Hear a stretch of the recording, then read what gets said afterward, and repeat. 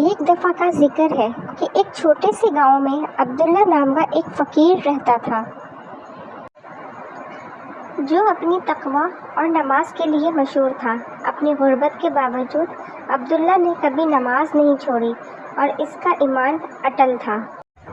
ایک دن مسجد میں عبداللہ نماز پڑھ رہا تھا تو امام نے اعلان کیا کہ ایک شدید طوفان گاؤں کے قریب آ رہا ہے، فصلوں اور گھروں کو تباہ کرنے کا خطرہ ہے۔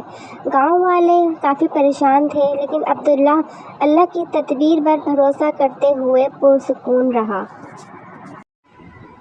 جیسے ہی طوفان بڑھ رہا تھا، عبداللہ کی چھوٹی سی جھونپڑی ایک غیر مرئی طاقت کے ذریعے محفوظ رہ گئی تھی۔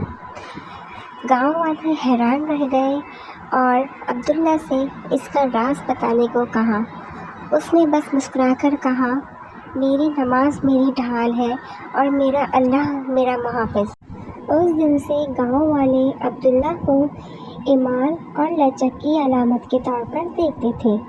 اس کی غربت ایک نعمت بن گئی کیونکہ وہ عاجز رہا اور اپنی روحانی ترقی پر توجہ کو مرکوز کی۔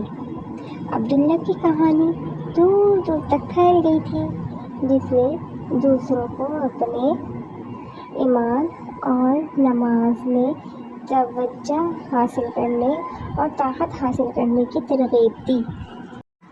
برسوں بعد جب عبداللہ کا انتقال ہوا تو گاؤں والوں نے اسے ایک ایسے شخص کے طور پر یاد کیا جو عزت کے ساتھ جیتا اور مرتا تھا۔